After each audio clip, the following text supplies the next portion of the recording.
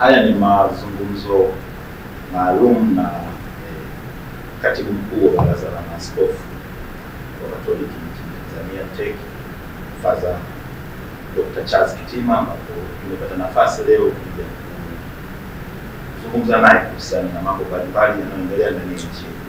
Father, kwanza asante kwa kutupatia nafasi sisi waandishi kuja kusalimia, lakini pia kupata mawili matatu. Nashukuru. Kwa kwanza, wiki iliyopita baada ya Waziri Mkuu wa Jamhuri ya Muungano wa Tanzania Mheshimiwa Mkuu Lameck Nchemba kupewa nafasi, tuliona mlipata nafasi ya kukutana mkateta ofisini kwake jijini Dar es Salaam. Baada ya kikao kile kumekuwa na matukio, nadhani unafahamu hali ya siasa nchini ilivyo, na jana tumemsikia Waziri Mkuu wetu Dr. Mwigulu akiwa mkoani Arusha amesema kuna serikali sasa imeanza kufanya engagement, kukutana na wadau ikiwemo Kanisa Katoliki. Kuna vitu mmezungumza na Waziri Mkuu amesisitiza sana nchi na wananchi kufanya mazungumzo kuhusiana na mambo kadhaa yaliyotokea, na akasema kabisa tumeshaanza kuchukua hatua za kuzifikia taasisi mbalimbali, taasisi za kidini. Sasa na akalitaja Baraza la Maaskofu wa Tanzania Katoliki TEC. Sasa tukiunganisha haya matukio, makutano ya wewe na Waziri Mkuu na kauli ya jana, vipi, nini kinaendelea kati ya serikali na Kanisa Katoliki kwa maana ya Baraza la Maaskofu ambalo wewe ni kiongozi ngazi hii? Asante sana, na shukuru kwanza kwa kutafuta nafasi tuweze kuliongelea hilo, kwa sababu ni swala ambalo linagusa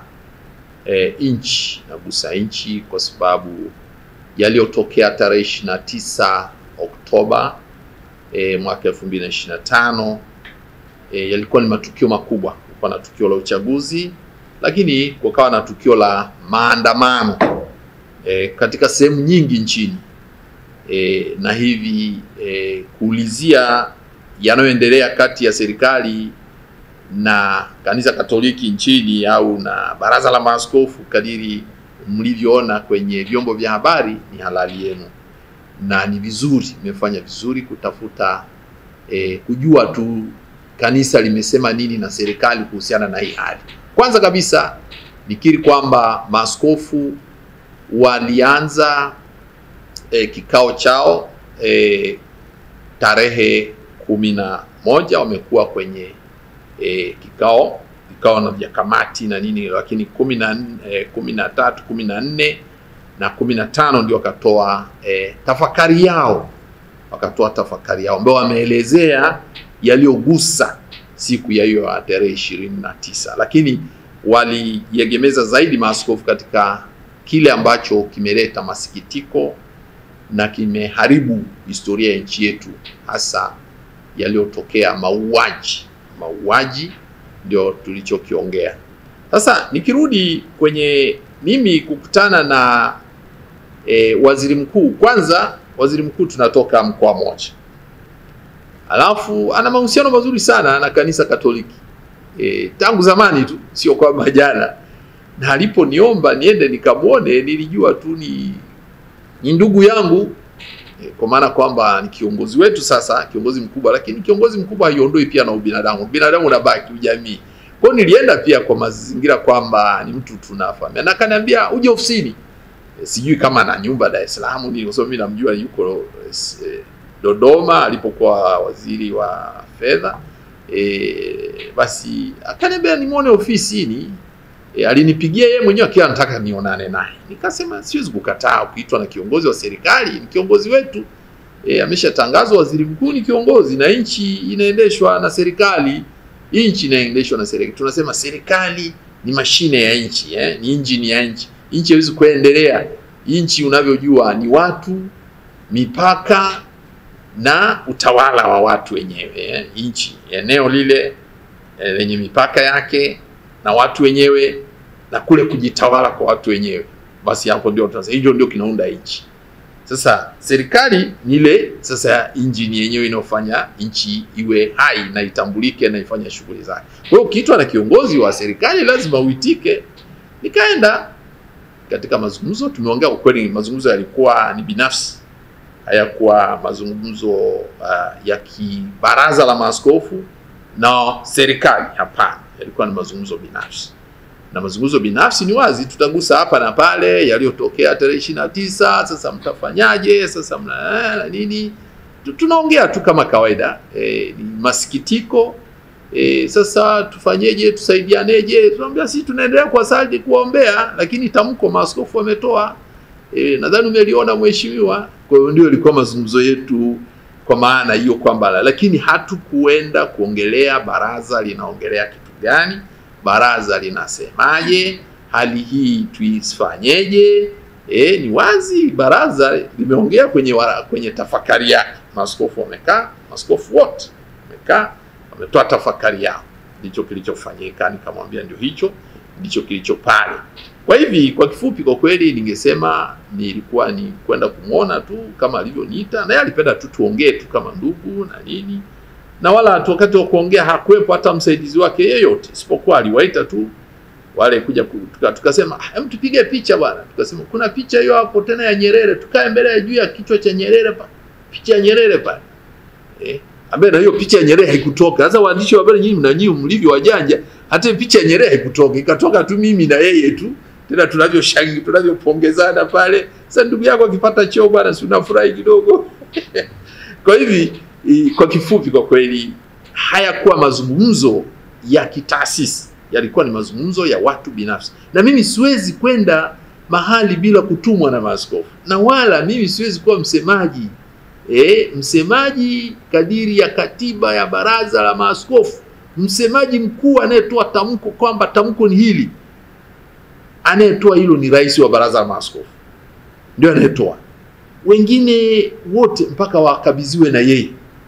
Kwa hiyo hata ningeomba ruhusa kwa rais wa baraza, Mheshimiwa Baba Askofu, rais wa baraza la maaskofu, nimeitwa na waziri mkuu, ameniomba na niambia amekuletea barua, anasema ajenda ni nini. Hayo hayakuwepo. Kwa hivyo sikwenda kitaasisi, nilienda kama mimi. Hasa picha waandishi wa habari wamezitumiaje, mimi hayo siyajui kwa kweli. Waziri mkuu kwenye hotuba yake kule kwa Arusha amesema serikali imeanza mazungumzo na taasisi za kidini, na akasema mafunzo alisema mazungumzo ya kirafiki. Hii kauli nadhani ndio inaweza kuonyesha kwamba kuna kitu fulani ambacho ni cha rasmi. Ni wazi katika mazingira haya, ukisikiliza hotuba za viongozi sasa hivi unaona kabisa kuna wakuu wa wilaya, kuna mawaziri, kuna waziri mkuu mwenyewe, unaona anavyokusanya kulingana na mauaji yaliyotokea ambayo yamesikitisha sana Watanzania.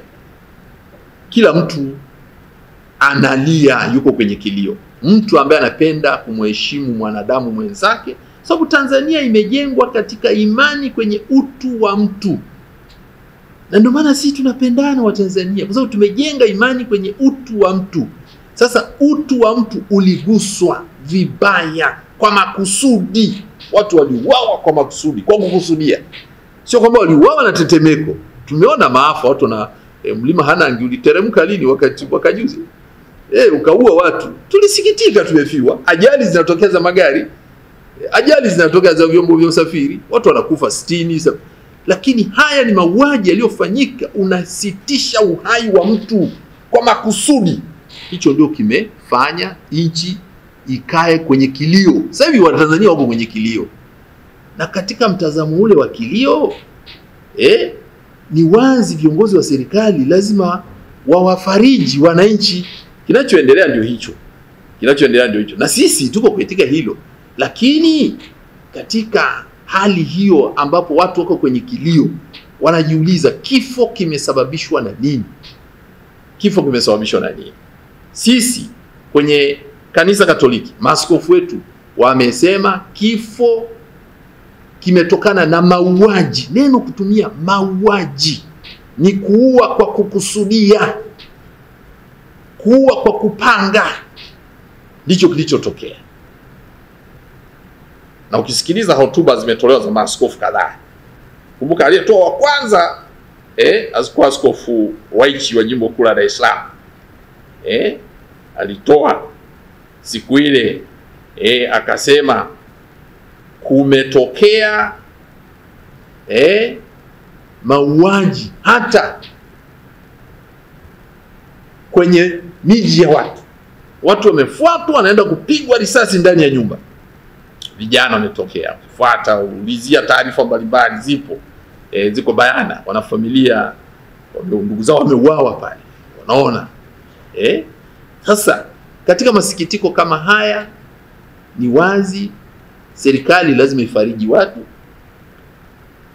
na wanachofanya ndio wanafanya hicho kiongozi, na wanawasikiliza vijana. Nadhani mnakumbuka kwenye vyombo vya habari ametokea kijana mmoja anaongea mbele ya mkuu wa mkoa wa Njombe. Kijana ameongea ukweli mzuri kabisa pale. Lakini hata sasa hivi kuna waziri mmoja anazunguka huko kusikiliza. Waziri mkuu mwenyewe anapozunguka anasikiliza. Kwa hiyo ona ni namna ya kusikiliza ukweli na kufariji. Na sisi kama kanisa, kazi yetu pia ni kufariji. Lakini tunachosikitika mpaka sasa, na wanachosikitika Watanzania mpaka sasa, wanachoumia Watanzania mpaka sasa, kinyume na mila na desturi za makabila yote ya Tanzania mpaka sasa, ni kuto kukiri ukweli kwamba waliouawa wameuawa na nani. Na kama aliyeua hafahamiki, ilikuwaje vyombo vinavyozuia mauaji visifanikiwe kuzuia mauaji? Ndio kinachosikitika. Ndio maana kwenye tafakari ya maaskofu iko very clear kwamba wajibike wenyewe waliohusika na uaji, wawajibike. Na kama wawajibiki, wawajibishwe. Serikali inapaswa kujua ina vyombo vya kulinda uhai wa Mtanzania kwa mujibu wa ibara ya 14 ya Katiba ya Jamhuri ya Muungano wa Tanzania. Maaskofu wameinukuu pale, ambako serikali imesema kila binadamu ndani ya nchi hii, kila raia wa nchi hii, kila mwananchi wa nchi hii ana haki ya uhai wake na kupata hifadhi ya uhai wake ndani ya nchi hii. Tarehe 29 haikuwa hivyo kwa waliouawa. Na mpaka sasa watu wako kwenye hofu. Watu wanaishi kwa hofu sana sasa hivi Tanzania. Watu wako kwenye hofu. Sasa kuto kukiri ukweli kwamba watu wameuawa na nani ni kosa moja kubwa sana. Na Watanzania hawatasamehe hilo kosa, niwaambie ukweli. Watanzania hawatasamehe hilo kosa, kuto kukiri. Tutawanyamazisha, tutafanya tunachofanya, tutawaendelea kuwaua wanaongea, lakini Watanzania hawatasamehe. Lazima ukiri. Sisi wa Kristo tunaofuata dini ya Kikristo ambayo inatumia Biblia takatifu, Agano la Kale na Agano Jipya, Mungu hamsamehe mtu bila kukiri. Lazima ukiri mbele ya Mungu, sio kukiri mbele ya watu, mbele ya Mungu. Na sio kufanya usanii, ni mbele ya Mungu unakiri. Na katika kukiri ni kukubaliana na ukweli kwamba watu waliuawa. Watu waliuawa kwa makusudi. Ndio maana tunasema kukiri. Kukiri. Mpaka sasa hakuna mamlaka za juu zilichofanya, hawajafanya hayo maamuzi, hawajakiri. Na hii bila kukiri ukweli haitendi. Ndio maana ndugu yangu, wakati wa kupantana Afrika Kusini, Mandela alipotoka gerezani, kitu cha kwanza ilikuwa ni kukiri kwamba apartheid, ile falsafa ya ubaguzi wa Afrika Kusini ilikuwa ni kosa baya. Walikiri na ndio wakafika mahali. Baada ya kukiri ndio inafika mahali kusamehewa na kusameheana. Sasa wewe Tanzania sasa hivi tunaongea tu. Unaongea, una taarifa za vitu vingi vilivyopotea, vitu vilivyoharibika, lakini uhai unaonekana unazidiwa na vitu. Uhai wa mwanadamu hauna thamani kuliko vitu. hata katika zile haki za vitu vya umiliki viko kwenye ibara ya 20 huko, 20 ngapi kwenda chini huko, kwamba kila mtu ana haki ana haki na wajibu sio na nini, lakini haki ya uhai ni kati ya vitu namba moja vya mwanzo kabisa unapoweka kwenye ibara ya 14. Haki za binadamu zinapoanza kwenye ibara ya 12, ibara ya 13, ibara ya 14, pale ndio inakuja ya katiba ya Jamhuri ya Muungano wa Tanzania. Kwa hiyo uhai namba moja. Wewe unapoanza kuongelea vitu bila kuongelea uhai wa Mtanzania, Tanzania hii watu wanajali uhai kuliko kitu kingine chochote. Na tukumbuke ndugu zangu, haya yote tumejilea vibaya kutokana na yaliyofanywa ndani ya miaka 2-3 iliyopita juu ya kuteka na kupoteza watu. Watu wanaongea, wanalalamika, hawasikilizwi. Na unaotekwa watu wamepoteza ndugu zao, zaidi ya watu wamepotea karibu sijui wangapi, vyombo vya habari vinavyoongea hivyo. Hawasikilizwi. Sasa uhai uko hatarini, Kwa hiyo yaliyotokea tarehe 29 ilikuwa ni ishara ya nchi yetu imefika wapi, iko wapi, na tusipokiri hatuwezi kusamehewa. Na anayesamehe hapa ni mwananchi Mtanzania, sio mtu mwingine.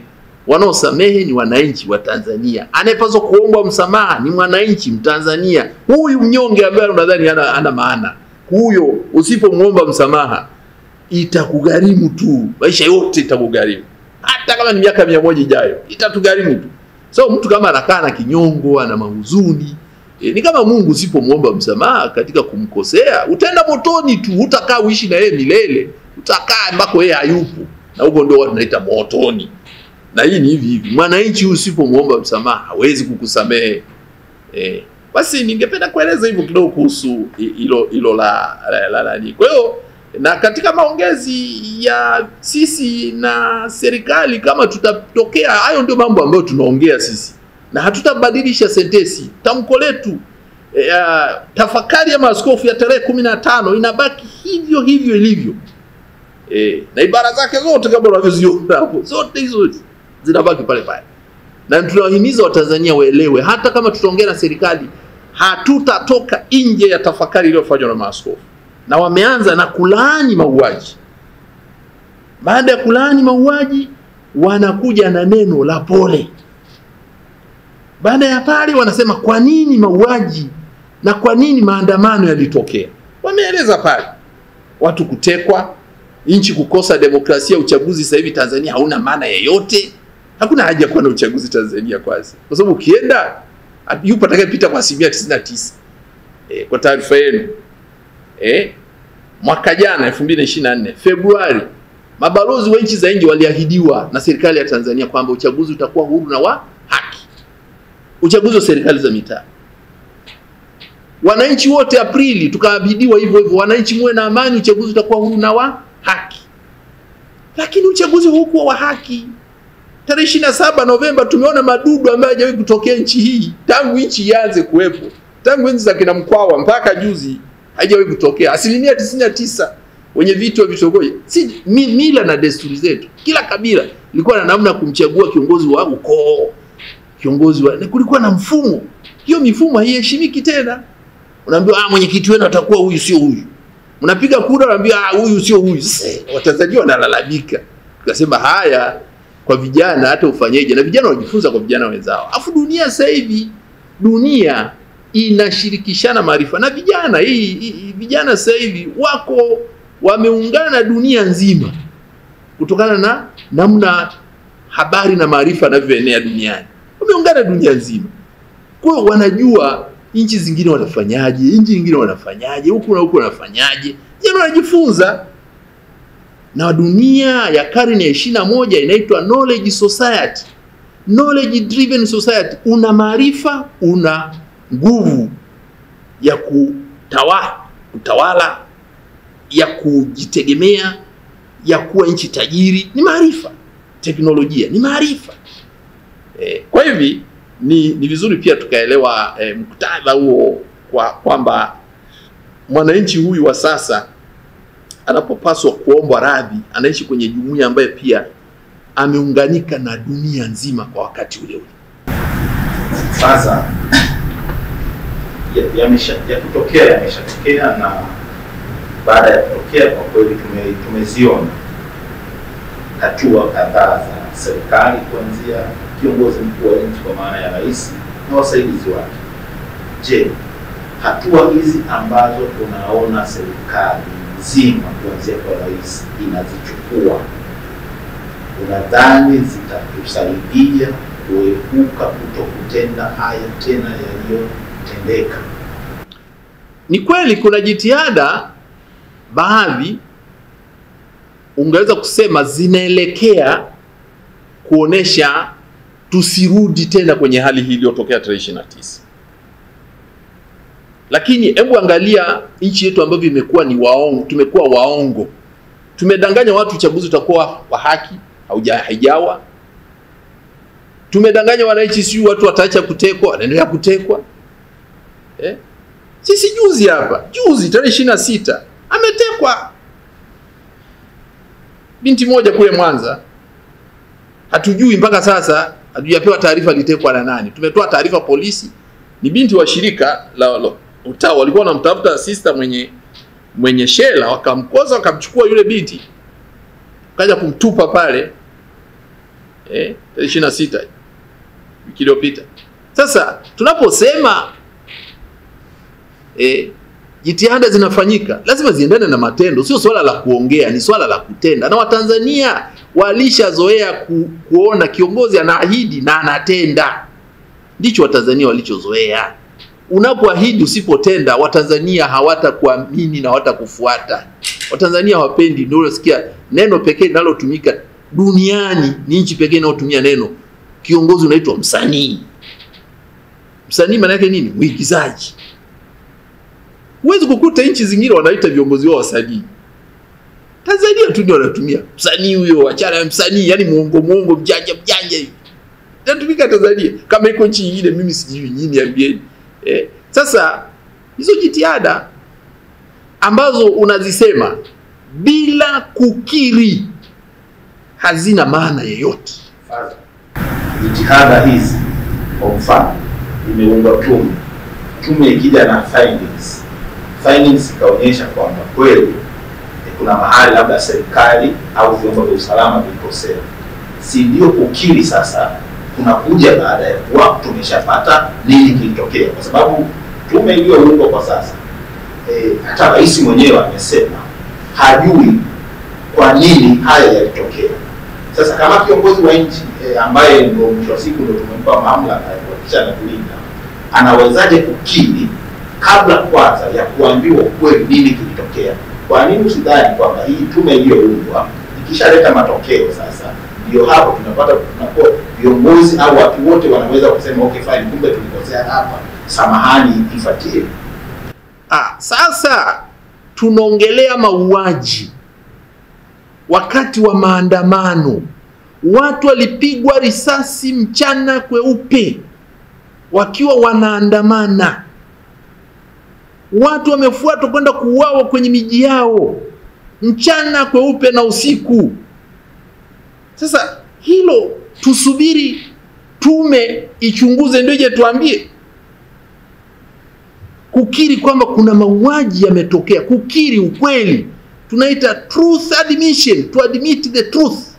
Ukweli uko wazi kwa kila. Hivi unadhani Watanzania milioni 70 ni wajinga hivi kwamba hawajui chochote kilichotokea? Ni kukosa unyenyekevu bali. Na ukweli wewe naendana na unyenyekevu. Jamani, ndio maana rais akiwa anazindua bunge alisema tusimame tuwaombee waliofariki. Uko sio kukiri. Hapana, lazima litamkwe. Kukiri ni kutamka. Kukiri ni kutamka. Lazima utamke. Kuna watu waliuawa. Mabunge yamezinduliwa mengi. Na kila yanapozinduliwa mabunge huwa kulitokea ajali, watu wamefariki. Kuna tokea ukienda mochwari mbalimbali, kuna huwa tunawaombea marehemu waliofariki kabla ya bunge ili kuzinduliwa. Hii tulikuwa tunawaombea kwa sababu sasa kukiri ni kutamka. Iwepo sentensi ya kuongea. Mkuu ametamka, amesema askari wengi wamekufa. Askari wengi wakufa, ametaja pia kuna vijana wengi wamekufa. Wangapi? Kukiri ukweli ni kusema maaskari namba fulani, raia namba fulani kama walivyosema kwenye nini, vitu gani, vitu 600 hivyo, walitaja namba gani sijui, vitu magari, pikipiki, si mabaiskeli, si vitu gani, vituo vya mabasi, si 600. Hiyo unajua, ila uhai wa mtu ndio hujua amekufa wangapi.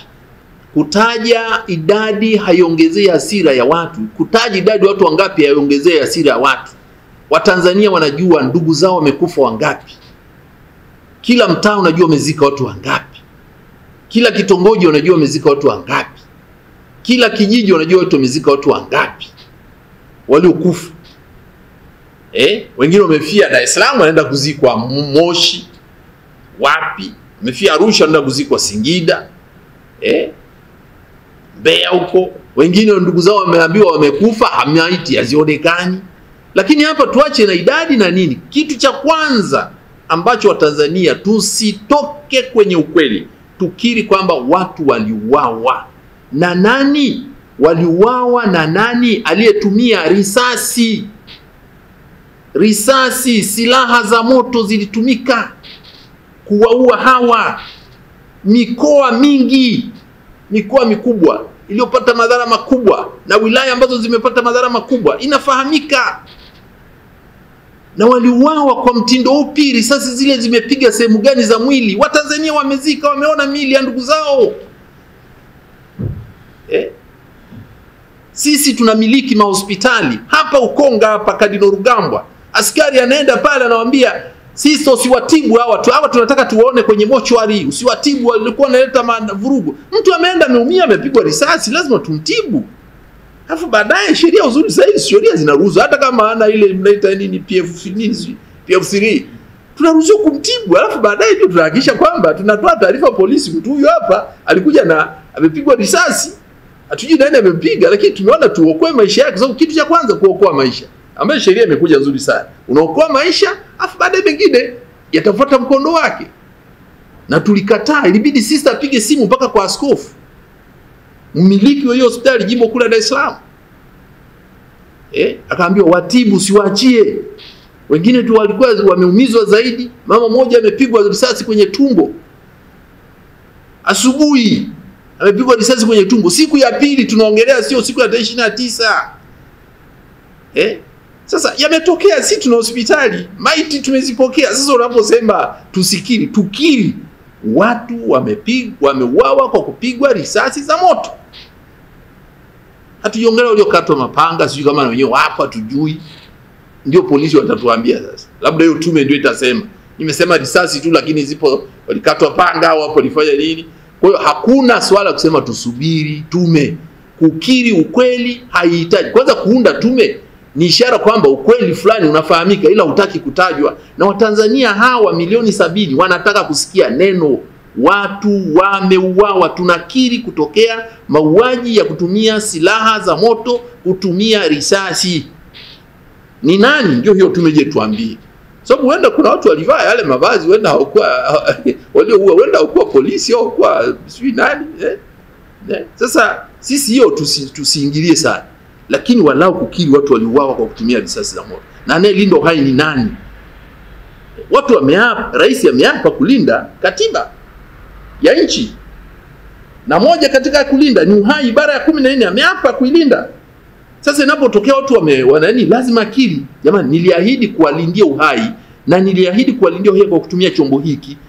Nasikitika kuambia kwamba tarehe 29 na hizi tarehe zingine kumetokea watu wameuawa kwa kutumia risasi. Akitamka hivyo, hata mambo mengine watu wanaweza kusema sasa tuko kama binadamu, tuongee sasa. Ukweli ndio huu, hebu tukae tu tafakari ukweli, tuendeje mbele. Mimi napenda kuweka hivyo. Na maaskofu wetu wameongea kwenye hilo hapo. Katika kuipeleka sasa faraja kwa wananchi, ukijaribu kuangalia namna yako ya mazungumzo sasa hivi, na kama mtu ambaye umetoka kuonana na waziri mkuu hivi karibuni, inaonekana mnapishana pakubwa. Mfano, jana waziri mkuu ameelezea kijana aliyepewa zaidi ya karibia bilioni 5 ni kama ni motivation ya kuendelea kutengeneza hiki kinachoonekana kama machafuko nchini Tanzania.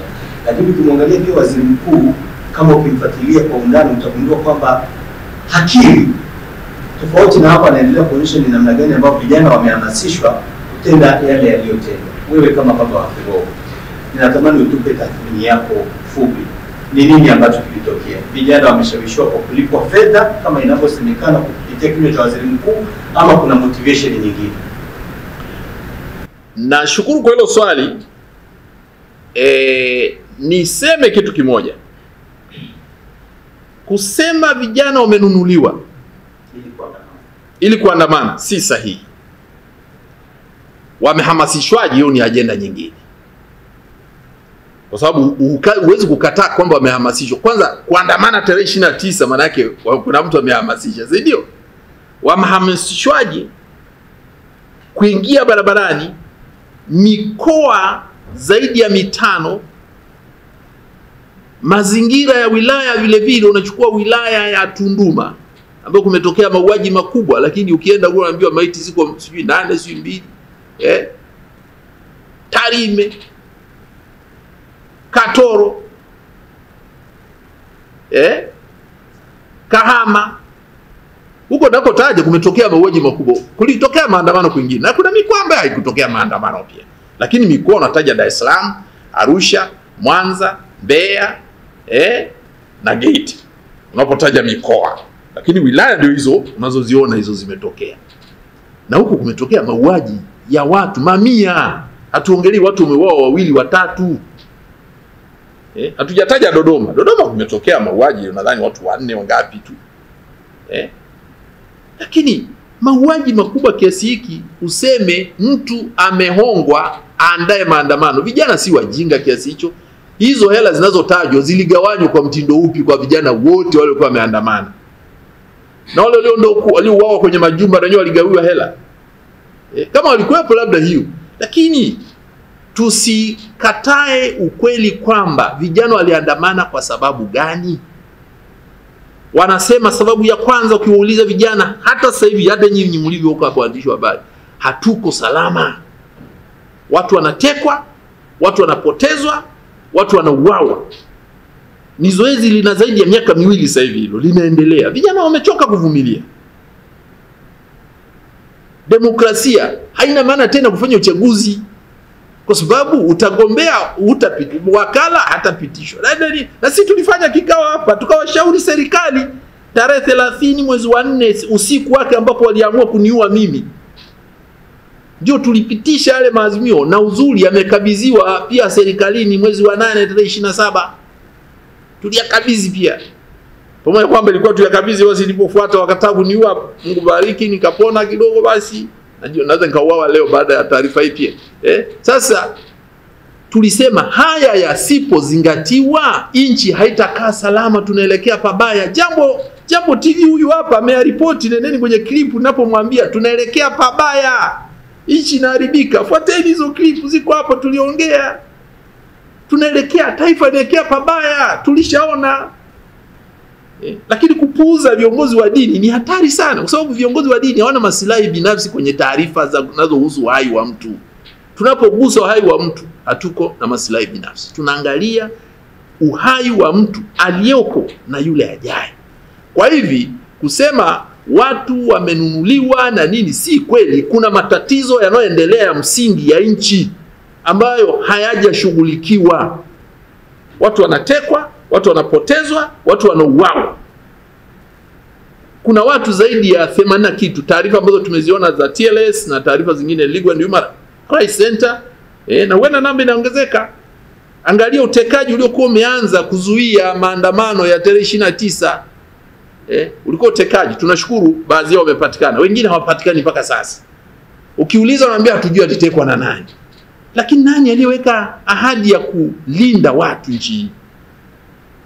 Na wanaoteka wanakuja na magari. Matajiri hao wanateka maskini hao, wana shida gani? Alafu vijana wamejenga uwezo kutokana na elimu nzuri ya Tanzania, elimu ya sekondari. Vijana wameshajenga uwezo wa kuhoji vitu. Elimu ya sekondari hii tunaotoa ya kata, tuna sekondari zaidi ya 7,000 nchi hii. Nafasi zaidi ya 1,000,000 watoto kuingia form 1 kwa mwaka nchi hii. Sasa kila mwaka unazalisha watoto wanaofikiri vizuri, wanaomaliza form 4. Unategemea tu uwaburuze tu bila kuhoji. Haipo, watahoji, nchi ni yao, watahoji. Kitu kama hakiko sawa watasema kwa nini tunatekwa? Kwa nini tunapotezwa? Kwa nini watu wanapatikana wameuawa kinyama? Kuna mauaji baba yanafanyika ya kinyama mpaka ukiona unasikitika. Kwa nini watu wanashambuliwa? Nikupe mfano moja. Mwanza pale, Nyegezi pale, kona, jiweni huko. Kijana moja anatokea anampongeza nani? Yule mwanajeshi aliyoongea kwenye TV alikuwa anaitwa nani? Temtesha. Kijana anasema nchi bwana mtu wa maana ni Tesha tu. Kijana mdogo sana. Yeye si hero. Kama anavyomuona Maradona au sijui mchezaji gani siku hizi maarufu siku hizi. Anaona Samata bwana wewe ndio mwana mchezo mzuri bwana. Kijana anampongeza. Yule kijana kesho yake kijana akakuta ameuawa. Lakini alikuwa anatamba, ni mtoto mdogo wala tuseme ni rika la vijana ambao wako sekondari. Sio namuua mtoto kama yule kwa kumpongeza Tesha. Sasa kama amekosea, peleke basi mahabusu na nini ndio tulivyozoea, mtu anakuja sheria anapelekwa mahabusu. Kwa hivi tungesema kwamba kuna matatizo ya msingi hayajashughulikiwa, yamelundikana. Na tumeamua kuacha kusimama kwenye ukweli. Watu wanatekwa, hakuna solution. Na inaonekana kuna chombo chenye nguvu kubwa kuliko majeshi, kuliko polisi wetu wanaoteka. Polisi wetu wanaopaswa kuzuia watekaji. Wale watekaji wanaitwa wasiojulikana. Sasa vijana wanapoona kuna chombo ambacho kina nguvu kuliko polisi, kwa nini wasilalamike? Kwa nini wasidai? Demokrasia, hakuna kuchagua kiongozi unayemtaka, leo ile unawekewa kiongozi. Upendo zipenda, huyu ndiye atakuwa kiongozi wako. Na kura atapata. Mimi nimeona mbunge mmoja amepata 99% za kura. Haijawahi kutokea Tanzania. Mbunge kupata kura 99% haipo. Ya wapiga kura wote wa eneo lake 99% wote waliokuwa wanapaswa kupiga kura amezipata zote. Jimbo zima 99. Sasa unajiuliza jamani tuelekee wapi? Kwa maneno yako hayo na kwa kauli za serikali, maana yake ni kwamba serikali inazungumza vitu ambavyo vimesababisha haya yametokea. Wewe unaona kabisa hivyo vitu havihusiki kabisa. Unaona kuna mwafaka? Mimi sijasema havihusiki. Tathmini ya maaskofu wetu iko clear. Wameweka sababu kubwa 3 kwa nini maandamano yalitokea. Na maandamano wamesema si uhalifu. Na kusema waandike, Watanzania wameandika mioyoni mwao. Wanatekwa. Wameshadai mara ngapi hatutaki utekaji. Na wewe ukipeleka ombi hilo kwa serikali ambayo hawana mahali pa kukimbilia, kuna hoja wameweka pale, mihimili haifanyi kazi. Vyombo vya habari havifanyi kazi nchi hii. Ndio maana vijana wana taarifa zao kwenye social media tu. Vyombo vya habari ingekuwa vinafanya kazi, wangehoji vijana wakaeleza kama tulivyoona ilivyotokea waziri mkuu juzi aliongea na vyombo vya habari. Ndio baada ya miaka kama 4 sasa hivi ndio nasikia waandishi wa habari wanauliza maswali ambayo unaona yanagusa maswala yanayohusu watu wa nchi hii. Maswali yaliyoulizwa yale na waandishi wa habari alipokutana waziri mkuu na waandishi wa habari. Hayo ndio yalikuwa maswali ya waandishi wa habari ambao Tanzania waliyazoea. Lakini sasa hivi hakuna chombo kinachoweza kuandika juu ya maswali hayo. Wameuliza lakini tafuta gazeti, TV iliyoelezea. Waziri mkuu amejibu hivi lakini sisi tunajua niki na hakuna, hiyo haipo. Sasa unategemea vijana watakimbilia wapi? Sasa unaponiambia kwamba serikali na nyinyi mnaongea hivi, kanisa mnaongea hivi, serikali inaongea. Hapana, mimi nadhani wenyewe wana namna yao. Sisi tunasimama kwenye ukweli baba. Kanisa linasimama kwenye ukweli. Watu wanapotea, watu wanatekwa. Tulitegemea kusema kuanzia leo, rais aliwahi kusema wakati fulani kulitokea tatizo la polisi Mtwara. Rais akasema huwezi wewe kuwa polisi umefanya hivi alafu ujichunguze mwenyewe. Alisema rais. Sasa kwa nini hiyo sentensi siongelewe leo na tusione hiyo? Unaposema mfano uchunguzi ufanyike, serikali imeweka tume tusubiri. Utajichunguzaje kama kazi yako ni kulinda? Na watu wameuawa, si umeshindwa kuwalinda? Sasa kama umeshindwa kuwalinda, aje mtu kutoka nje tujue ni wewe uliyeshindwa kuwalinda au kuna mwingine aliyesababisha ushindwe kuwalinda. Serikali kupitia waziri mkuu limesema yale hayakuwa maandamano, ilikuwa ni vurugu. Yalikuwa ni maandamano. Vandalism, maandamano hawezi kwenda kuchoma vituo vya mafuta, kufanya fujo. Yaani yeye anachosema ilikuwa ni total vandalism. Na nakiri na kukubali kwamba kulikuwa na vandalism na kulikuwa na destruction, yaani kulikuwa na uharibifu wa mali. Sijakata. Kama walivyokiri kwenye hicho, wakiri pia kulikuwa na mauaji. Lakini maandamano yalikuwepo kwa sababu vijana walishasikia neno kutakuwa na maandamano tarehe 29. Na ndio maana nchi nzima vyombo vya ulinzi vilijipanga kusimamia hicho. Taarifa labda haikupita kama tunavyojua, ukitaka kuandamana lazima lakini kama watu hawana pa kukimbilia, hawana imani na vyombo vya kuwasikiliza, waende kwa nani? Lazima ujiulize kitu hicho pia. Na hiki sio kitu kipya. Social media hizi naita nini, mitandao ya kijamii ndio inaongoza dunia.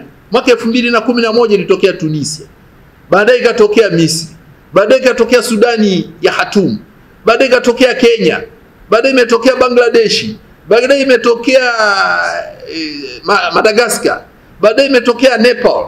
Sasa unadhani Tanzania ni kisiwa baba? Wanaweza wasiombe kwa kutangaza kwenye redio, kwenye TV, lakini wana namna yao ya mawasiliano. Sasa dunia ya leo inaendeshwa kwa namna ambapo ukweli unapaswa kutawala. Tunapokwepa ukweli, kama tunavyoambiwa na viongozi wetu wa dini, ndipo tunapojitafutia matatizo.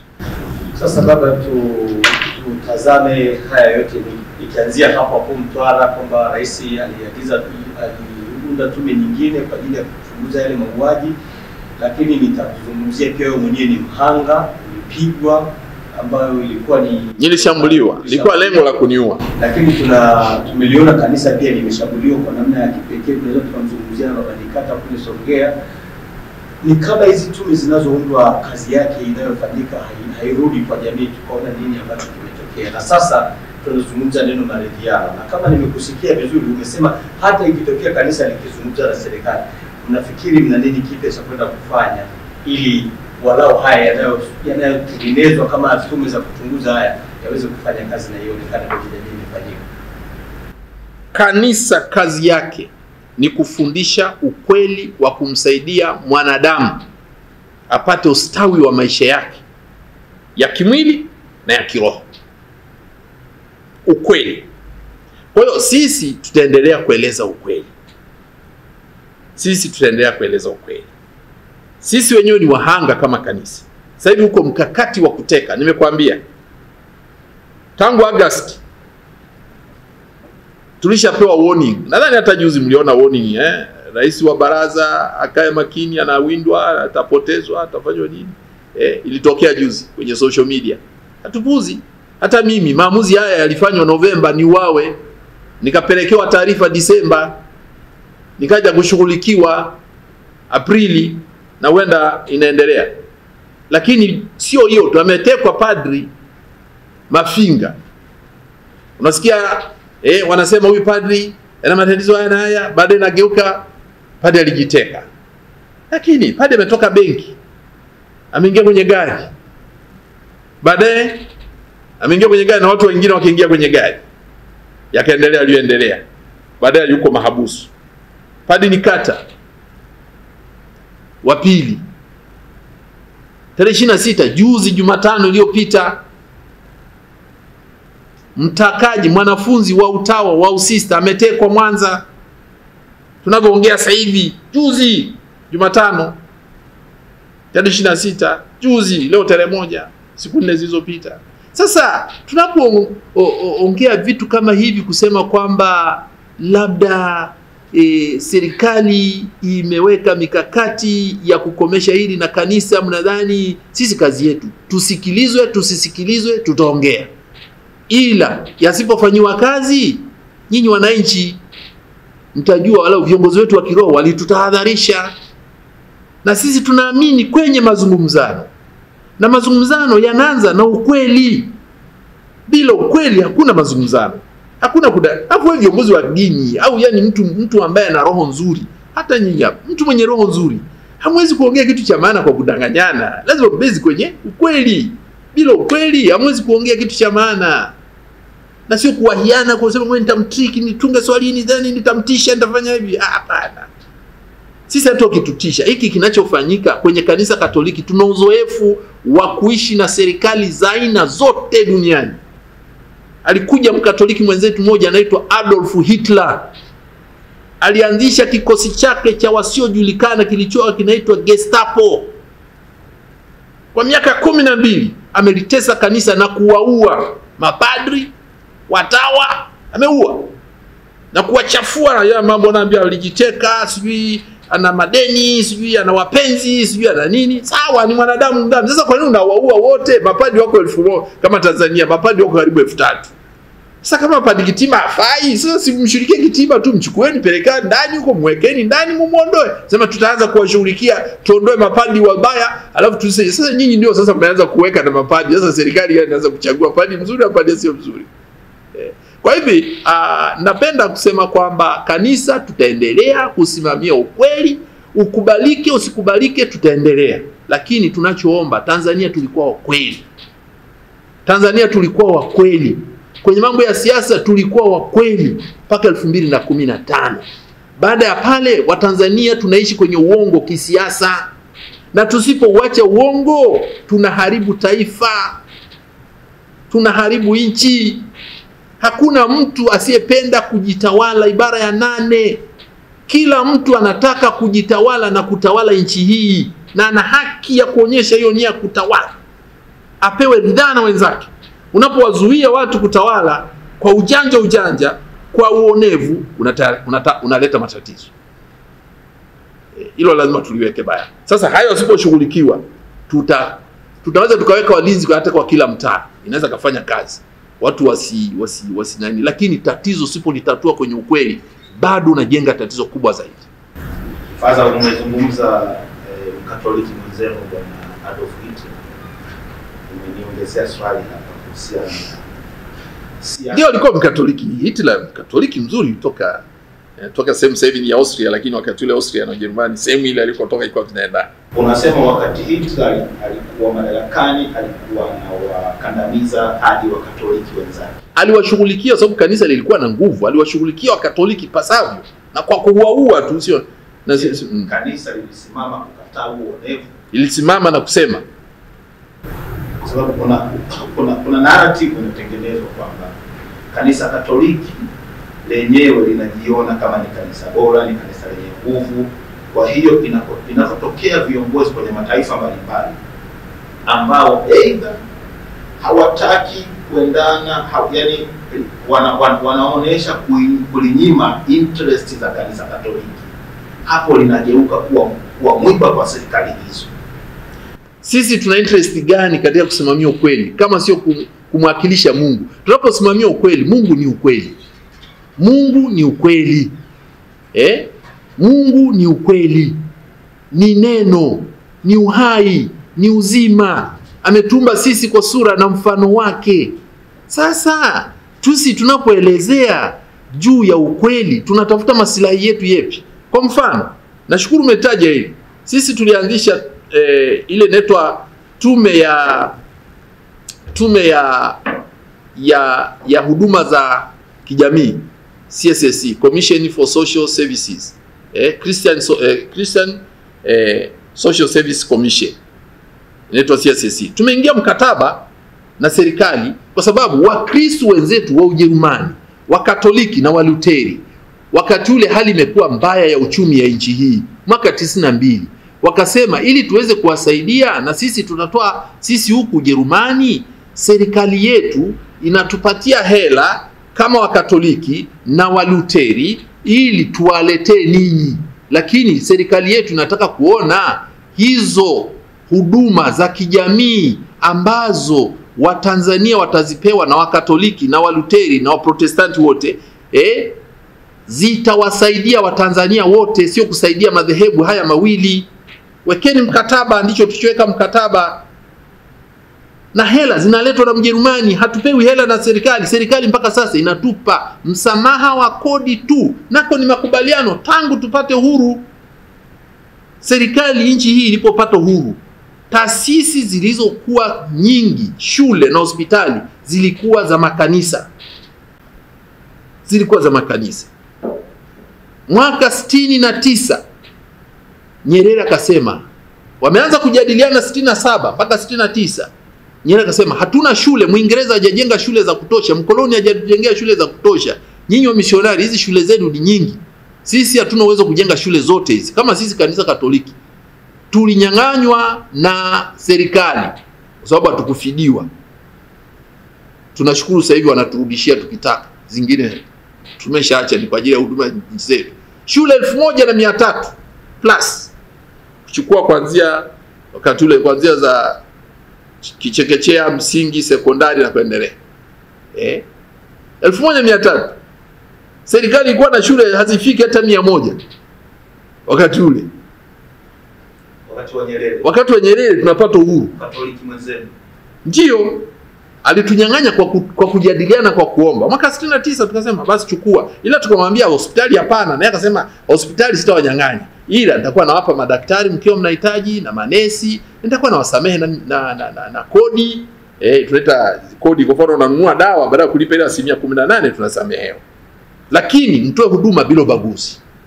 Hata kama mnatoza gharama, basi mtoze, lakini hakikumbukeni kwamba mimi pia nina vipaumbele vyangu. Kama sasa hivi tunaambiwa tumtibu mzee, mama na mtoto bila kuchaji, ndio tunafanya.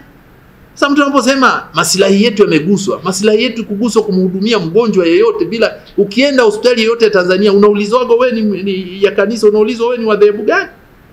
Mashule unapopeleka mtoto wako, ni kweli shule za sasa sababu baada ya quality na nini, shule serikali imejenga shule za kutosha, shule sisi tumeweka ili zijiendeshe. Sasa tunaweka ada iko hivyo, lakini tunatoa pia na scholarship hapa na pale.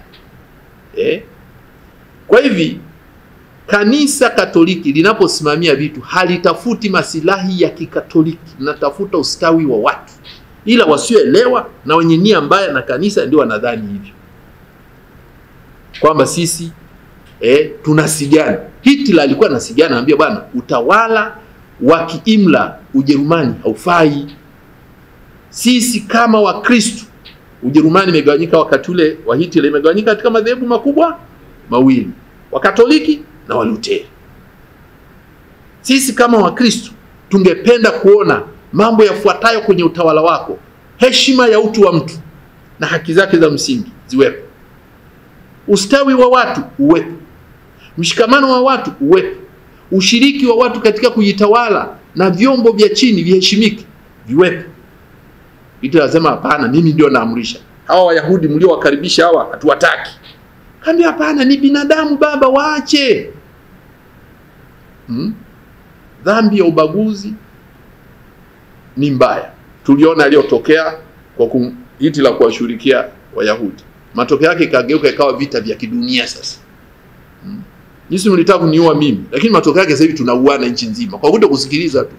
Tungesikiliza aliyoongelewa na viongozi wa dini zote tarehe 30 mwezi wa 4, nchi ingefika hapa ilipo.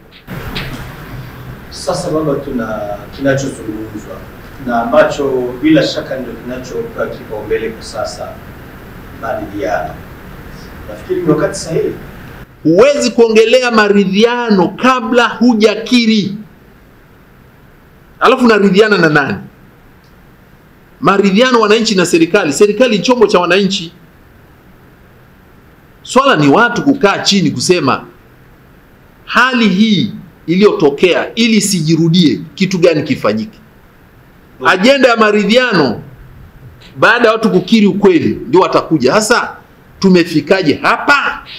Ndio hatua ya pili. Hatua ya kwanza tukiri ukweli kwamba watu na serikali ikiri watu waliuawa kwa risasi za moto na wengine walifuata kwenda kuuawa kwenye miji yao au kwa wazazi wao. Kuna kijiji kimoja huko ukienda kinaitwa Ndaga huko Mbarali kule, kafuatilia uone yaliyotokea huko. Unajua sijui kama mnajua kanisa Katoliki tulivyokaa. Kanisa Katoliki tuna kitu tunakiita jumuiya ndogo ndogo. Kila familia iwe ya Mkatoliki sio ya Mkatoliki iko kwenye jumuiya ndogo ndogo fulani. Kwa hiyo nilikuwa namuuliza mwandishi wa habari mmoja hapa. Akaniambia mimi sio Mkatoliki, mimi ni Msabato. Lakini tumepanga kwenye nyumba moja, kwenye nyumba kadhaa kwenye eneo lile. Tulipopanga, ikifika siku fulani unaona viti vinatolewa, asubuhi watu wanasali, wanasoma neno la Mungu, wanaelezana na mambo yao, wanaendelea. Kuna Waislamu, kuna. Kwa hiyo kila familia nchi hii, sisi wa Katoliki, iko kwenye jumuiya ndogo ndogo. Na ndipo hapo tunapopaswa kuonyeshana ukarimu kati yetu, kusaidiana bila kujali itikadi ya dini ya nani na nini. Kwa hivi katika kuonesha hilo naloliita maridhiano, lazima kwanza tukiri watu waliuawa na risasi za moto na nani. Swali hilo likija jibiwa, ndio hapo tutahitaji sasa tume huru ya uchunguzi ambayo haihusiki na anayeshukiwa kwamba alihusika kuua. Kwa hiyo tume inafuata baada ya kukiri. Ndiyo, ilipaswa kuwa hivyo. Ilipaswa kuwa hivyo. Haijafanyika hivyo, ilipaswa kuwa hivyo. Baada ya tume tunafuata haya maoni, lakini iwe tume huru. Maaskofu wetu wameeleza tume inapaswa kuundwaje. Na wamesema tume hii ihusishe asasi mbalimbali za kiraia, kwa sababu walioandamana na kuuawa sio kundi la watu wa aina fulani, sio wanachama wa chama fulani. Wameuawa vijana wa vyama vingi mbalimbali, wameuawa ambao hawana vyama. Mbaya zaidi, waliouawa wengi ni vijana. Waliouawa wengi ni vijana. Hilo mlikumbuke, waliouawa wengi ni vijana. Tusipokiri hicho, tutakuwa tunawakosea sana vijana wa nchi hii. Lazima kukiri hicho. Baada ya kukiri, tumefikaje hapa? Katika kuuliza tumefikaje hapa, lazima ije sasa tume huru ili tuambie jamani, haya yalikuwa hivi. Kwa hiyo inahitajika watu wachague kwa uhuru wao wenyewe, sio kuchaguliwa. Watachunguzwa na hawa wafuatao. Unaochunguza hawa wafuatao, wewe mwenyewe kuna ndugu yako au kuna nani ameuawa, utachagua, utajipendelea. Kama aliuawa ndugu yako, kaweka mtu wako, sema kwa kweli aliyemuua ndugu yako ni fulani. Si unajua falsafa ya Waafrika na uchawi. Si lazima iundwe na mtu na chombo ambacho iundwe na mtu, lakini lazima iwepo utaratibu wa kuwachagua hawa watu. Tumesema tume huru. Nchi haijaanza leo kuishi baba. Nyakati za Nyerere zilikuwa tume, zilikuja hapa, yanakuja mashirika ya kimataifa makubwa. Alipouawa Father Evariste Mushi, aliyetusaidia kugundua aliyeuawa ni nani? Alikuwa ni Mtanzania, Zanzibar hapa, mwaka 2012. Sasa hivi vitu sio kama vimeanza leo, labda nyinyi kwa sababu bado mko wadogo hamjui. Wakati wa Nyerere zilikuwa zinakuja tume hapa, zinaitwa Leta Scotland Yard, sijui leta sijui nini, sijui nini. Itokea kuchomwa majengo hapo, sio kaleta tume gani, sio vyote vile. Ukisema vyombo vya nje ndio linakuja. Sio la nje. Sio la nje tu. Wa ndani na wa nje wachanganyikane. Watu ambao hawana dalili za kuficha ukweli, warudi kwenye ukweli ambao tuliutamka. Unataka kuuliza swali? Kumekuwa na kanganyiko hapa kwenye tume. Wanaoipinga hii tume wanasema kwanza ni tume imeundwa na watu ambao wanatumiwa kwa maana ya utawala. Lakini kwa upande wa watawala wanasema hii ni nchi huru. Hatujafikia hatua ya kushindwa kumeleki mambo yetu mpaka tuseme tunakuja kuchunguzwa na watu wa nje. Tunafikaje kwa pamoja hapa, haya makundi yote yanafika? Waliouawa kimkakati ni raia, na wameuawa na risasi za moto. Sijui unajua Tanzania risasi zinaagizwa na nani? Unajua anayeuza risasi Tanzania? Tofauti na nchi zingine, risasi zinunuliwi dukani kama kalamu. Risasi zinauzwa kwa utaratibu maalum. Anayeuza risasi ni nani Tanzania? Anayeuza bunduki Tanzania ni nani? Anayempa mtu leseni ya kumiliki bunduki ni nani nchi? Sasa huyo anayeuza bunduki, anayeuza risasi, kwa nini huyo aliyeuawa asiseme kwa sababu nimeuawa kwa kutumia risasi? Naomba anayechunguza. Hatujasema viongozi, maaskofu wetu wamesema na viongozi wa serikali kwa upande mwingine wawepo, lakini wawepo na upande wa raia. Na raia amesema kwa sasa tulivyo na kwa uzoefu kwamba tumekuwa tukidanganywa na serikali, Tuna uzoefu, tulidanganywa kura zitaibiwa, zimeendelea kuibiwa. Tumedanganywa watu watatangazwa ambao hawajashinda wametai kwenye uchaguzi. Maandamano tumesema katika kimoja kilichosababisha maandamano ni ukosefu wa uchaguzi ulio wa haki. Sasa wananchi sasa watakapokuja, hiki ndio kimefanya vijana waende mtaani. Labda sio hicho. Kuna kitu gani kingine? Basi na wainje waje waungane na hii ya serikali. Kwa nini waweka ndani peke yao? Wametajwa nda wa nje ndio. Hawa sijui Commonwealth na nini. Anawekwa mtu ambaye na yeye na maslahi haaminiki sana. Sasa hivi vitu lazima uwekwe na watu wa ndani ambao raia wanaambiwa, na raia na ninyi leteni. Raia utawapambanuaje? Watu milioni 70 utawapataje? Tungekuwa labda na bunge ambalo ni la vyama vingi. Bunge sasa hivi ni kamati ya chama kimoja. Na yenyewe sasa utapataje sasa watu wakukufanyia? Zamani kama bunge lingekuwa huru ndio ungesema, kama tungekuwa na bunge la vyama bunge ambalo limechaguliwa na wananchi wenyewe, ndio ungesema wabunge ndio wachague hiyo kamati. Na tulishaona kamati za namna hiyo. Kamati zilizochunguza mambo ya escrow, mambo ya Richmond, mambo ya nini. Sisi zilikubalika kwa sababu zilichaguliwa na wabunge. Na wakati ule wabunge walikuwa wanatoka kwenye vyama vyote, wanachaguliwa na wananchi wenyewe. Sasa unapokuwa na bunge ambalo limeingizwa kimkakati, tuliona walichofanya bunge kuhusu kupitisha mkataba wa bandari. Wananchi wataki, wamepitisha. KIA imepitishwa, mwendo kasi imepitishwa. Sasa hivi tunasubiri na lingine viendelee kupitishwa. Sasa utasema hii bunge hili ni bunge la wananchi? Bunge la wananchi ni lile linalosikia. Mwaka fulani wakati wa binafsishaji, wananchi wakaongea lugha chafu. Sema nchi inabinafsisha kila kitu. Nakumbuka hata baba wa taifa lalamika jinsi NBC ilivyo binafsishwa. Wananchi wakalalamika. Wasema sasa wamebinafsisha kila kitu, inabaki waje wabinafsishe watu wa aina hii. Maaskofu wetu waliposikia walimuita Mkapa hapa kwenye baraza hapa. Unasikia wananchi wanavyolalamika Mheshimiwa Rais awamu yake ya pili. Sema ndio. Ilikuwa kubinafsisha shirika la ndege la ATC. Ilikuwa linabinafsishwa kuchukuliwa na kampuni ya shirika la ndege la Afrika Kusini. Asema maaskofu, shirika hili ni hasara tupu sasa hivi, ili lifanye biashara, naomba tulibinafsishe. Maaskofu akamwambia, baba, wananchi wamekataa, ni shirika lao. Acha.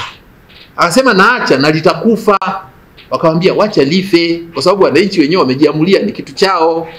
Shirika la ndege si lilibaki jina na madeni kibao mpaka likaja kufufuliwa na serikali ya awamu ya 5.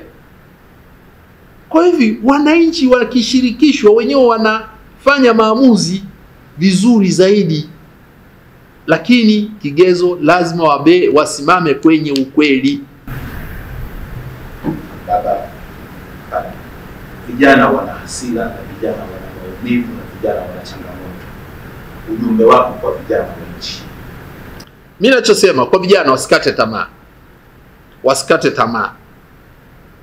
Sasa hivi vijana wasimame kwenye ukweli kwa kuongea.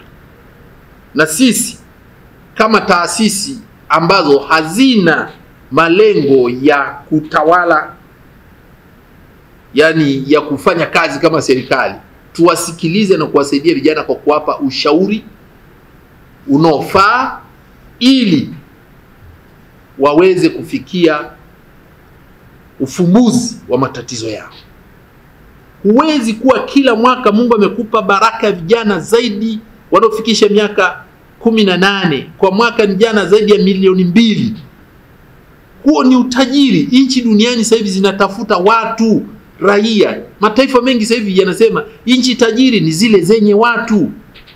Na unakuwa tajiri zaidi unapowawezesha vijana wako kuunda utajiri wa nchi yao.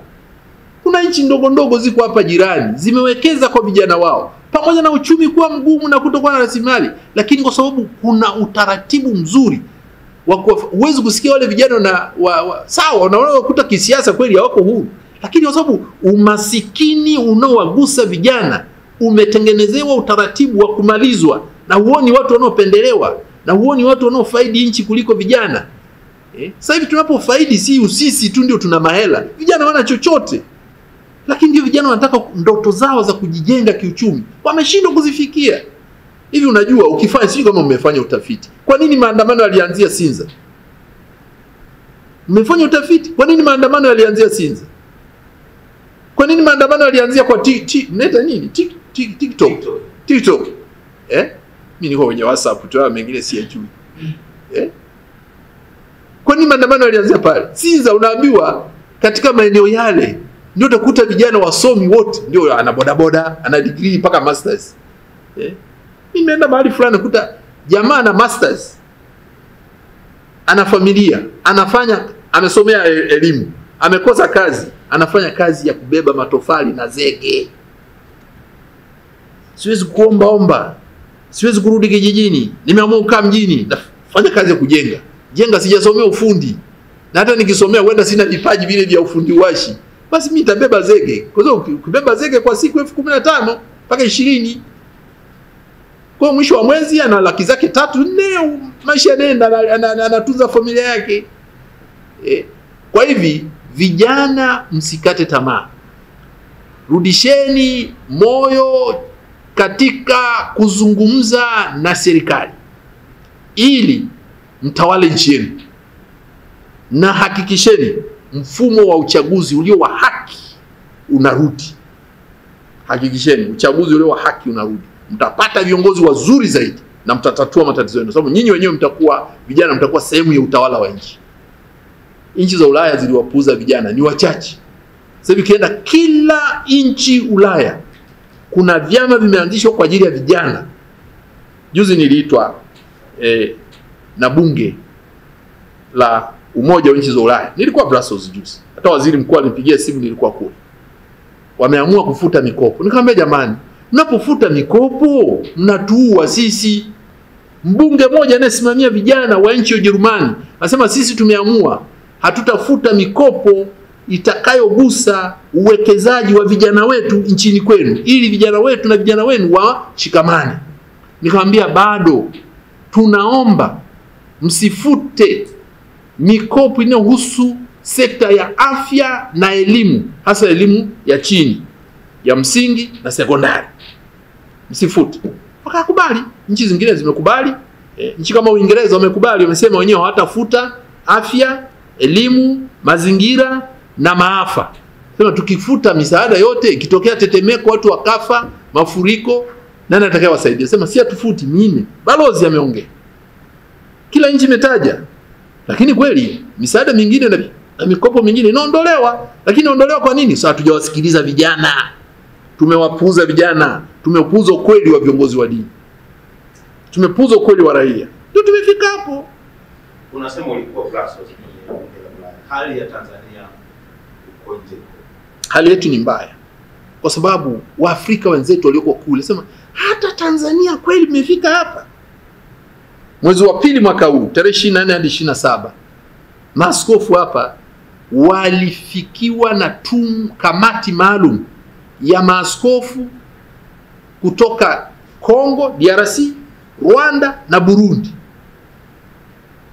kuja hapa kwa siku 24 mpaka 27 kujadiliana namna gani kurejesha amani na utawala wa watu katika Kongo ya Mashariki.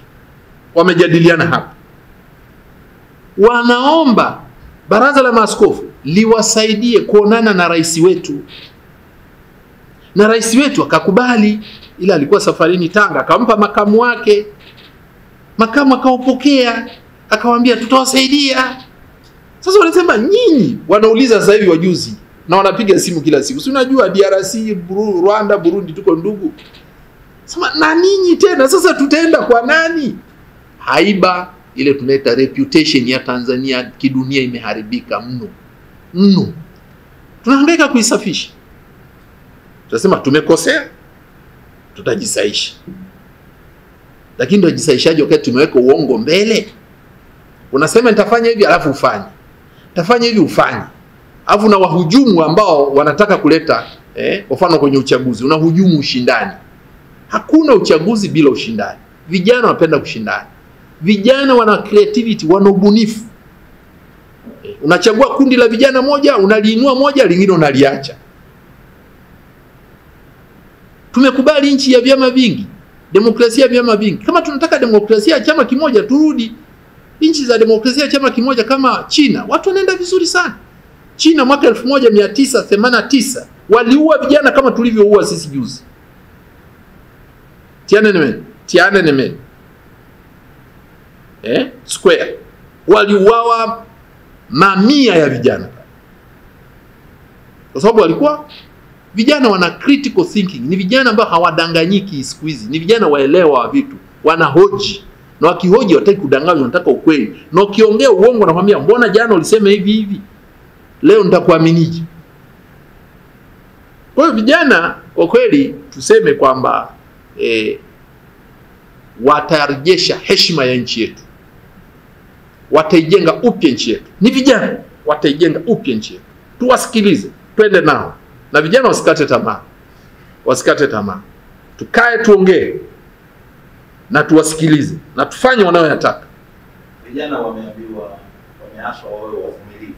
Swala sio uvumilivu, swala sio kuvumilia. Wewe mtu unamnyima haki yake leo alafu unamwambia avumilie. Mwambie kuanzia kesho hakuna atakayetekwa. Iweni huru vijana, fanya shughuli zako kwa uhuru.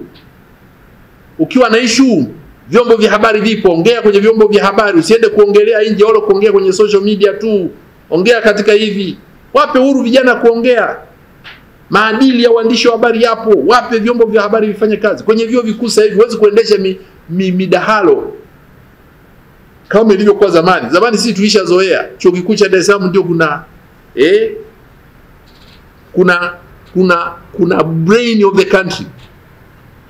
Watu ambao wana upeo mpana wa mambo. Kwa kila Jumamosi kuna kongamano kubwa linarushwa na wakati ule ITV masaa 3. Jumamosi wote wamekaa wanaangalia mdahalo kuhusu uchumi, kuhusu madini. Mimi mwenyewe nilikuwa nashughulika kuhusu mambo ya natural resource. Tumeongea sana mpaka ikaja sheria ya makinikia, tulitokea huko. Na aliko pale chuo kikuu cha Dar es Salaam, nakumbuka kuna siku tumealikwa pale, nimetoa maada mimi, ametoa maada mtaalamu mwingine, tukaongea pale. Lakini midahalo hiyo iliisha. Na mdahalo wa mwisho nakumbuka kufanya chuo kikuu, tulipoitwa mara ya mwisho, tulifanya na Magufuli, ambapo nimwambia mheshimiwa, kwa nini kila mtu anatumbua? Nilimuuliza swali Magufuli kwenye mdahalo ule wa chuo kikuu cha Dar es Salaam. Wakati ule kila mkuu wa wilaya fulani anatumbua, mkuu wa mkoa fulani anatumbua. Tukasema tungeona mambo atumbue walau mmoja basi. Sasa kila mtu anatumbua, mbona ni vurugu? Asema basi tumepokea swala lako faza, tutafanyia kazi na hivi na hivi. Lakini vijana pale waliokuepo walisikia, walijifunza. Midahalo vyuo vikuu inayohoji masuala ya nchi, inayohoji vitu ambavyo ni kero za wananchi haipo. Media hazipo. Kuwa vyombo vya habari ni hatari sana. Mbaya zaidi, kutokuwa chini ya sheria. Utawala wa sheria nchi sasa hivi haupo. Watu wangejua kuna utawala wa sheria, hakuna kuonewa. Tumeona watu wanavyofanyiwa figisu, vyama vinafanyiwa figisu ya kufutwa, wengine wanatekwa, wanadanganya na kwa mtu. Sasa unajiuliza, hii vijana wanakata tamaa.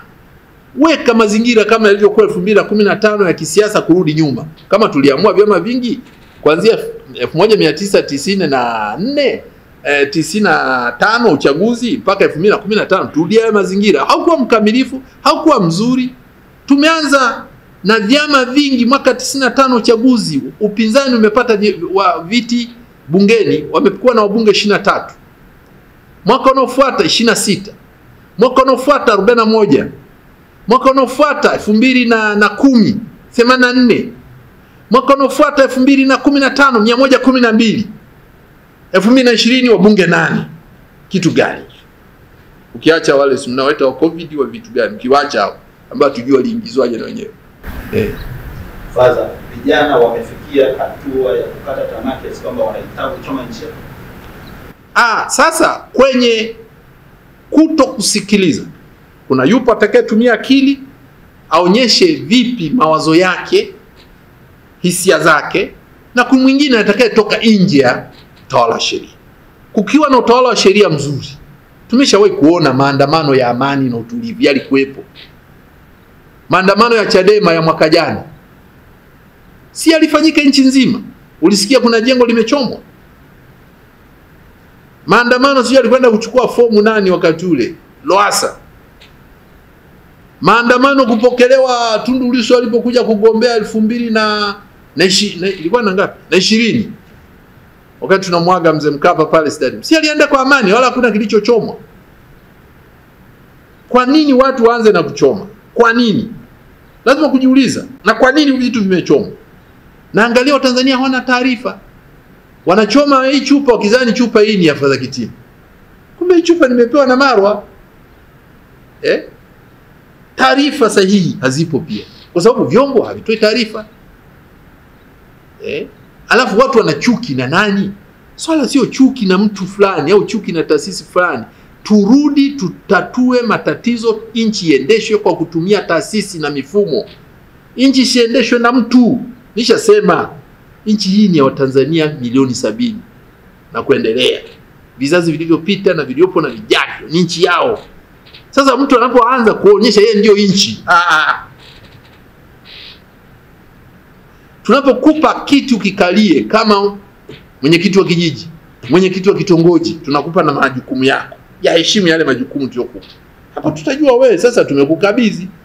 Na hapo ndio tunasema utawala wa sheria unachukua kazi ndani yake. Na vijana wakiona mwenyekiti wa kijiji na kitongoji anafanya kazi vizuri kwa kufuata sheria, hata kama ni kwa maumivu, hata tii na si tii, ukimchukulia hatua unampeleka, anasema kwa kweli yule alikosea, na wenzake wanasema. Kama wanaona sheria inabana sana, watatoa mapendekezo kupitia wabunge waliowachagua. Sasa kama hawana wabunge waliowatuma wao bungeni, wanategemea nini? Wanawekewa wabunge. Kwa sababu Tanzania sasa hivi hamna election, kuna selection. Sio kama unaelewa hiyo. Hakuna election. Utamaduni wa election ulishakufa. Sasa hivi tuna utamaduni wa selection. Haya mambo yote, matatizo yote haya yanayotokea yanamwangukia kiongozi mkuu wa nchi, kwa sababu tu yeye ndo mwenye mamlaka. Wewe ukipewa nafasi ya kushauri kiongozi mkuu ambaye kikatiba ndio hata wewe anapaswa kukulinda, maneno yako ni yapi? Hii kitu sio kipya Tanzania. Fuata historia ya Nyerere, yalitokea mauaji huko maeneo ya Shinyanga wapi. Mwenye dhamana yaliyotokea yupo, awajibike, na msaidizi wake na wa chini yake. Na wale wakiwajibika wataponya nchi na watarudisha heshima kimataifa. Lakini kuwajibika kwa mtu wa chini kama huyu wa juu hataki kukiri ukweli ni tatizo. Hutaki kukiri ukweli na hutaki kusema watu waliuawa kwa risasi za moto. Huyu aliyeuawa kwa risasi za moto atajiuzulu kwa kigezo gani? Tukiri. Alafu ndio walipoingia bungeni, vijana walifanya vurugu sana Kenya. Waliingia bungeni pale, fanya vurugu na kuharibu mambo, kuharibu nani? Mali ziliharibiwa. Na maandamano yote yana hayo matokeo yote ambayo nyinyi mnasema mali zimeharibiwa nini? Uhai una maana kuliko mali hizo. Alichofanya rais wa Kenya nini? Alivunja baraza la mawaziri. Alivunja hiyo, naita cabinet, alivunja. Vijana wanasema haitoshi, wakaendelea. Lakini alipojiondoa madarakani kwa hiari yake, mmoja wa watendaji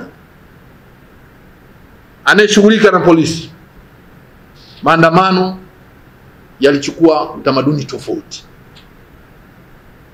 Na mpaka sasa unaona mazungumzano. Na ndipo rais wa nchi ile akaanza mazungumzo na vijana. Anawaambia, jamani, mnaniambia nitoke, niko tayari kutoka, nipeni basi mwenzenu nimwachie ofisi. Wakasema tuachie sisi sote. Akamwambia haipo huo taratibu, lazima muwe au kwenye chama au kwenye, hapana, tuachie sisi. Na wale kule wakasema tuna imani na vyama, tutaki. Sasa ambia basi mkajipange, nitawaachia. Mpaka leo bado wanajipanga. Context yetu hii sasa iko. Context yetu ni hiyo hiyo. Watu maaskofu wetu wameshasema watu wafanye maamuzi kujiuzuru. Na sio mara ya kwanza. Nimesema Tanzania ilishatokea aliuawa mwandishi wa habari anaitwa Mangosi Iringa. Rais alistamka aliyeua lazima apatikane.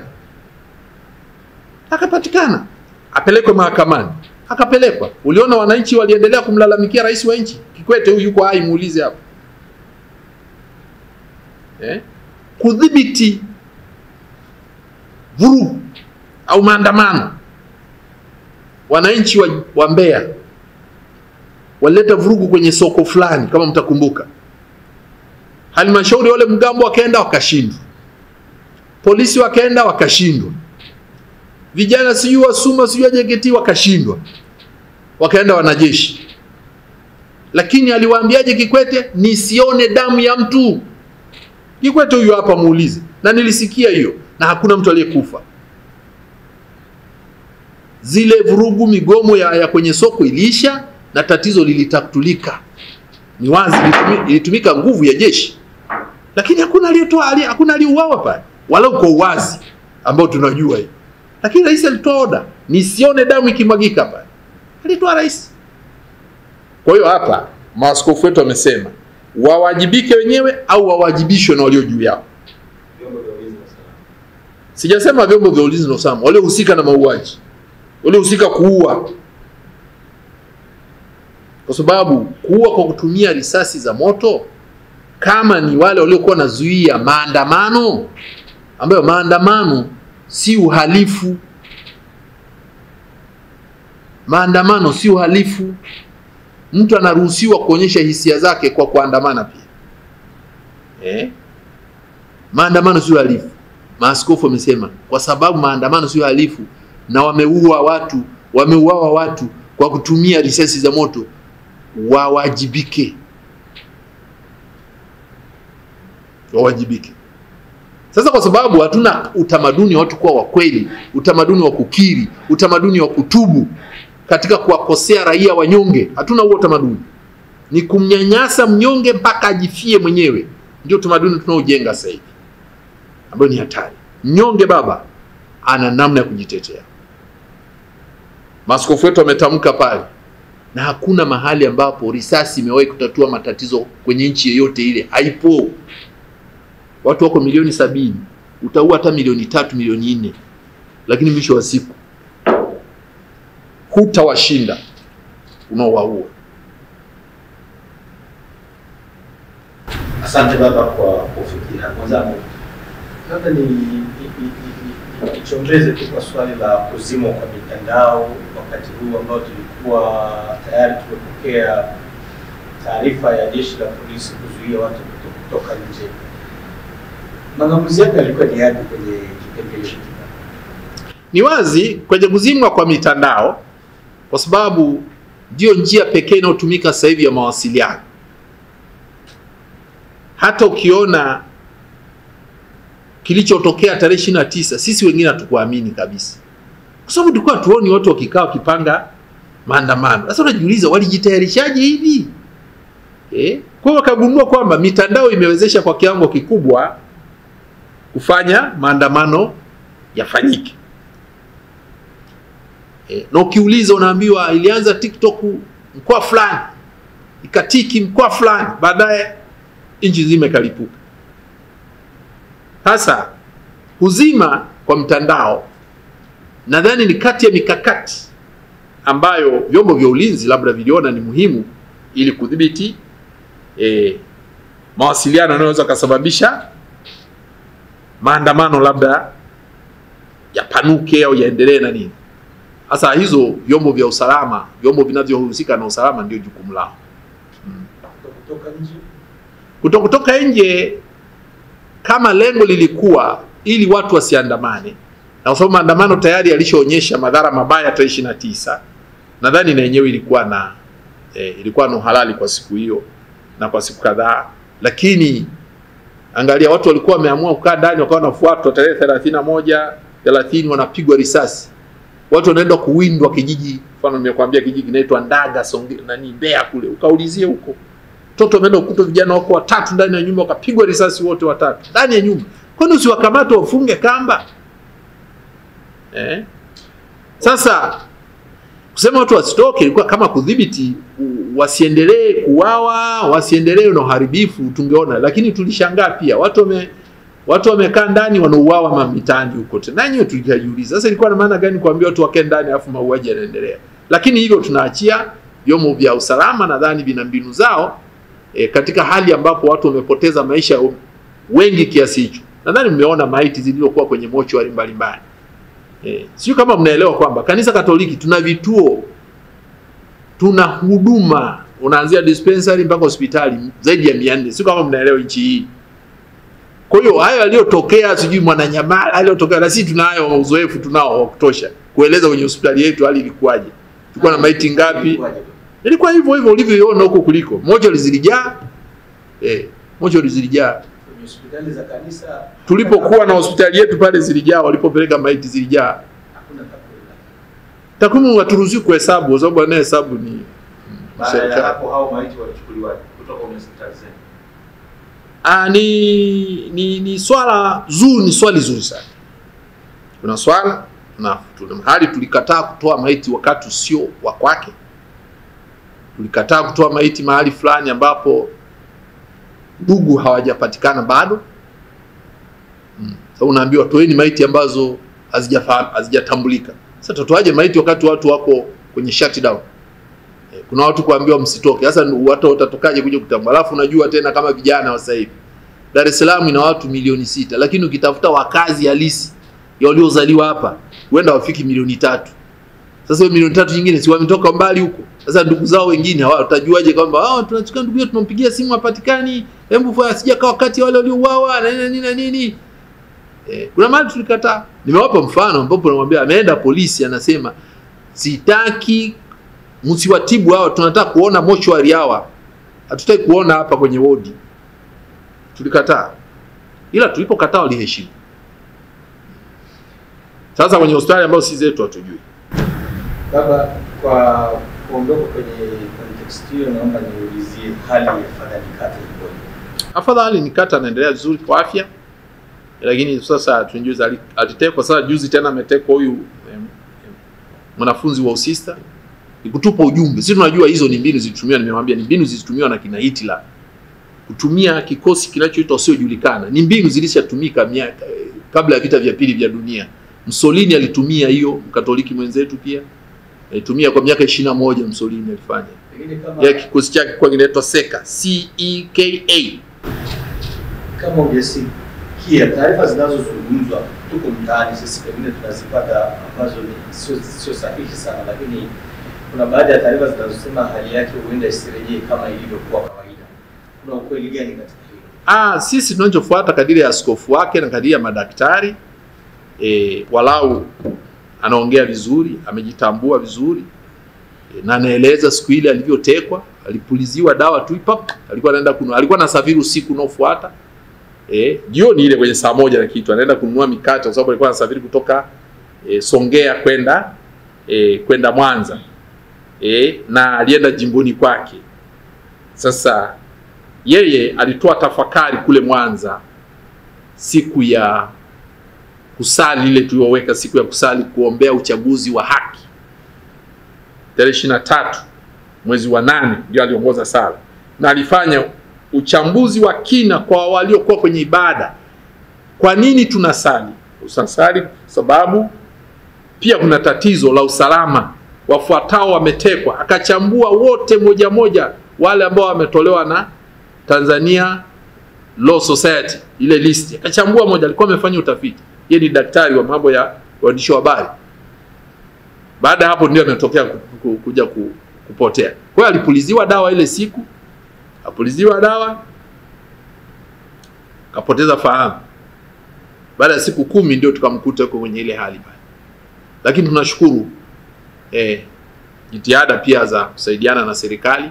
Ndio tunajiuliza wale wasiojulikana, ukihusisha na aliyoongea tarehe 23 na maswali ambayo tulikuwa tunaulizwa na baadhi ya watu na taarifa ambazo zimetolewa na RPC bila kumhoji yeye, kwa sababu kama alikuwa hajatekwa hizo taarifa zilitoka wapi pia? Basi mambo yako mengi, lakini basi tunamuombea Mungu amsaidie. Na wewe mwenyewe hali yako iko? Mimi hali yangu bado naendelea kupambana na hali yangu. Sina tatizo, yapo yametokea. Ukishadhuriwa umedhuriwa. Kudhuriwa kwenye ubongo matatizo hayataisha mapema. Lakini nategemea Mungu ni mwema na maisha yangu ni kwa ajili ya Mungu. Ameniumba kwa ajili yake na niko kwa ajili yake. Basi tuendelea kutumikia nchi yetu. Uzalendo uko pale pale na sitarudi nyuma. Nilimwambia huyu mwandishi mwingine kwamba nitaongeza zaidi ujuzi. Na nimeuongeza kweli. Ujuzi wa kufanya kazi zangu hizi za kuongea. Nimeongeza kweli. Ndio maana sasa hivi naweza nikawaambia scenario usiojulikana kumbe ijaanza hapa. Zilianza mwanzoni kwa sizijui, baadaye nikazi hawa waliokuja kunivamia. Kwanza wanazima umeme, TANESCO inazima umeme ili ni wawe. Sasa hizi mbinu hizi mbona kama zina kamkakati kamepangwa hivi?